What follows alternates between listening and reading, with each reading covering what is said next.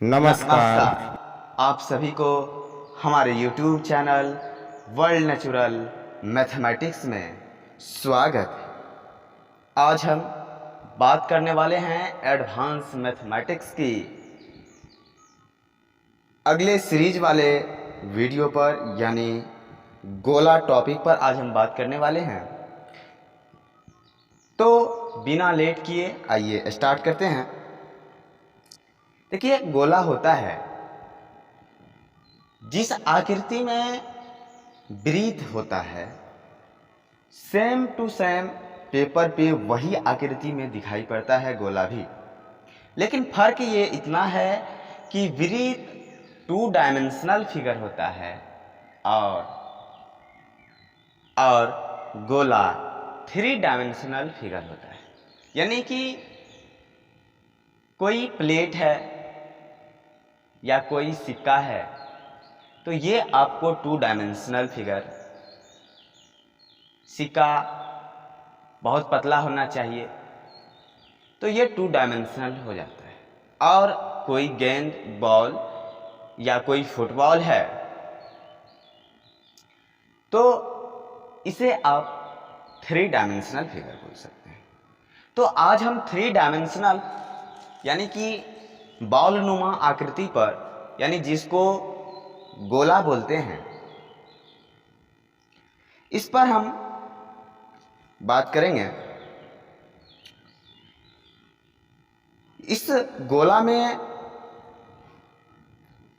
गोले का वक्र पृष्ठ क्षेत्रफल, गोले का आयतन, खोखले गोले का आयतन, अर्धगोले का वक्र पृष्ठ क्षेत्रफल, साथ ही साथ गोला का शंकु और बेलन के साथ क्या संबंध है, इस पर भी बात करेंगे। और बेलन की आयतन का रेशियो गोला के आयतन के रेशियो और शंकु के आयतन के रेशियो के साथ, मतलब तीनों के संबंध में क्या रेशियो होता है, अनुपात होता है, इस पर भी बात करेंगे। तो देखिए, सबसे पहले आपके स्क्रीन पर एक गोला आया हुआ है, इसको ध्यान से देखिए। 3 डायमेंशनल फिगर है। अब देखिए, सेंटर से, गोले के सेंटर से बाहर की भित्ति पर जो डिस्टेंस होगी,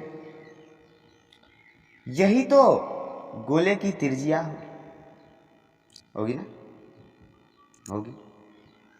तो त्रिज्या है, इस त्रिज्या को हम स्मॉल r से इंडिकेट कर लेते हैं। स्मॉल r से इंडिकेट किए। अब देखिए, गोले का आयतन जो होता है, गोला का आयतन 4/3 पाई r³ होता है। और गोला का वक्र पृष्ठ क्षेत्रफल जो होता है, वक्र पृष्ठ क्षेत्रफल यानी कि वक्र मतलब घुमावदार जो पृष्ठ है गोला के चारों साइड, वो क्षेत्रफल, उस क्षेत्र का क्षेत्रफल 4 पाई r² होता है। उसके बाद कोई खोखला गोला है तो खोखले वाले गोला में देखिए, हम स्क्रीन पर आपका बना हुआ है खोखला गोला कि इस खोखले वाले गोला जो है, इसमें 2 आर है, एक है नज़दीक वाले दीवार और एक है दूर वाली दीवार। तो हम नज़दीक वाले दीवार को स्मॉल r से इंडिकेट किए और दूर वाले दीवार को कैपिटल R से इंडिकेट किए। अब यहाँ से हम क्या करेंगे कि नज़दीक वाले गोले में से, यानी नज़दीक वाले भित्ति का, यानी छोटा वाला जो इसमें गोला बन रहा है, इसमें से अगर हमें, यानी कि बड़ा वाले जो बन रहा है, दोनों के आयतन को निकाल करके और बड़े वाले गोला में से छोटा वाला गोला को अगर हम निकाल लेंगे आयतन को, तो मेरा खोखले गोले का आयतन निकल जाएगा। यही तो हम करते थे रिंग में, कि बड़े वाले वृत्त में से छोटे वाले वृत्त के एरिया को घटा लेते थे तो रिंग का एरिया निकल जाता था। सेम टू सेम इसमें भी करना है। तो हम बड़े वाले आयतन जो है, बड़े वाले गोले का आयतन लिख सकते हैं 4/3 pi r cube, sorry 4/3 pi r cube. इसमें से माइनस कर लेंगे हम स्मॉल वाले जो है गोला 4/3 पाई स्मॉल आर क्यूब, और 4/3 पाई जो है कॉमन ले लेंगे। तो यहाँ से कोष्ठ के अंदर में हमको बच जाएगा आर क्यूब, यानी capital R cube minus small R cube, और यही तो आपका गोले का जो है आयतन हो गया। अब बात कर लेते हैं अर्धगोला की। देखिए आपके स्क्रीन पर एक अर्धगोला बना हुआ है। अब अर्धगोला में भी सेंटर से भित्ति तक की जो डिस्टेंस होगा वो तो रेडियस होगा, इसको हम स्मॉल आर से इंडिकेट करेंगे। इसमें हम क्या करेंगे, अर्धगोला में इसकी आयतन निकालने के लिए क्या करेंगे, सबसे पहले अर्धगोला का जो है वक्र पृष्ठ क्षेत्रफल की बात कर लेते हैं हम। तो अर्धगोला का वक्र पृष्ठ क्षेत्रफल क्या होगा कि वक्र क्षेत्रफल और ऊपर में जो ऊपर में देखिए ये बन रहा है प्लेट नुमा, इसका क्षेत्रफल। तो हम लिख सकते हैं अर्धगोले का वक्र पृष्ठ क्षेत्रफल बराबर 2 पाई आर स्क्वायर या प्लस पाई आर स्क्वायर। यहाँ से हम जोड़ेंगे तो 3 पाई आर स्क्वायर, और फिर आपका ये प्रूफ हो गया।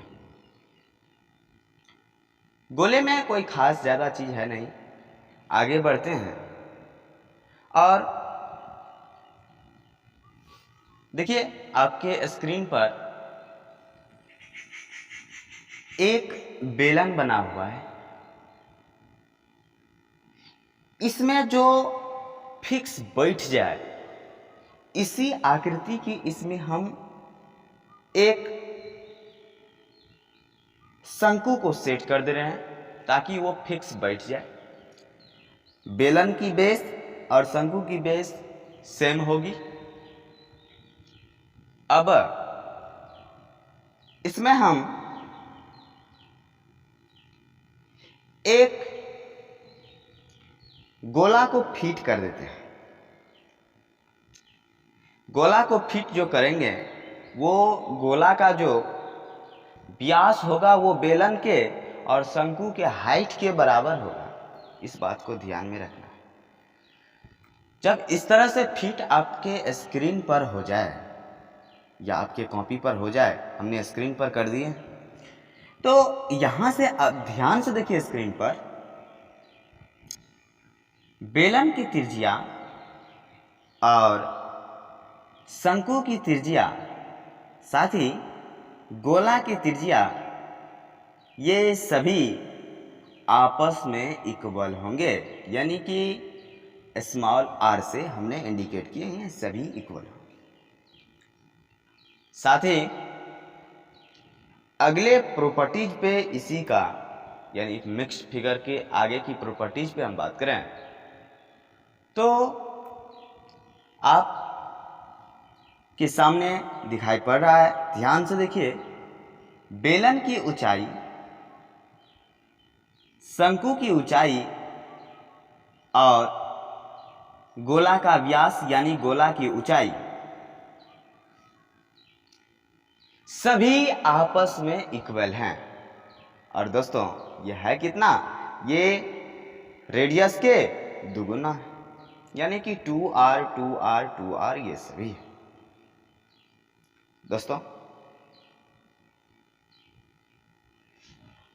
अब इस सब के संबंध में रेशियो क्या होता है, हम इस पर बात कर लेते हैं। सबसे पहले हम एक बार रिमेंबर कर लें कि बेलन की जो आयतन होता है पाई आर स्क्वायर एच, शंकु का जो आयतन होता है 1/3 पाई आर स्क्वायर एच, और गोला का जो आयतन होता है, गोला का आयतन होता है दोस्तों 4/3 पाई आर क्यूब। अब तीनों का हम रेशियो निकाल लेते हैं, बेलन की आयतन, गोला की आयतन और शंकु की आयतन, तीनों का रेशियो हम निकालेंगे।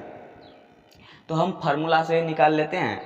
बेलन के आयतन के सामने में हम लिख लेते हैं पाई आर स्क्वायर एच, गोला के आयतन के सामने में, गोला के आयतन का जो फार्मूला होता है वो हम लिख लेते हैं 4/3 पाई आर क्यूब, और शंकु के आयतन के सामने में हम लिख लेते हैं 1/3 पाई आर स्क्वायर एच। अब रेशियो में है तो जो आपस में कट रहा है सभी को कैंसिल कर दीजिए। देखिए पाई पाई पाई, तीनों का पाई कैंसिल हो गया, R square R square R square से कट गया, गोला वाला में एक आर बच गया, यहाँ से एच एच एच जो कट रहा है, यानी कि सभी से काट के जो बच रहा है यहाँ से हो गया, दो रेशियो भी कट गया, तो यहाँ से हो गया, यानी 2r है, 2r के बदले में हम h आराम से लिख सकते हैं। यहाँ से हम लिख सकते हैं कि 1/2/3 अनुपात 1/3। इसको जब सही से सीधा कर रहे हैं तो बेलन की आयतन, गोला की आयतन और शंकु के आयतन का जो अनुपात है वो निकल के आ चुका है 3:2:1। अब इसको ध्यान में रखना है, इस शर्त को, इस कंडीशन को। उसके बाद क्वेश्चन को जो सॉल्व करेंगे तो ऐसे उड़ेगा कि शायद आप देखते रह जाइएगा। तो थ्योरी बड़ा ना हो, इसकी लिहाज रखते हुए अगर आपने चैनल को सब्सक्राइब नहीं किए हैं तो चैनल को सब्सक्राइब कर लीजिए और लाइक वाले बटन को दबा दीजिए, और आपकी दोस्त, करीबी और आपके चाहने वाले अगर इस वीडियो के लिए प्रति उत्साहित है या उसको ज़रूरत है तो शेयर ज़रूर कीजिएगा। मिलते हैं आगे की वीडियो में, तब तक के लिए खुश रहिए, मस्त रहिए, तंदुरुस्त रहिए, अपना ख्याल रखिए। जय हिंद, जय भारत।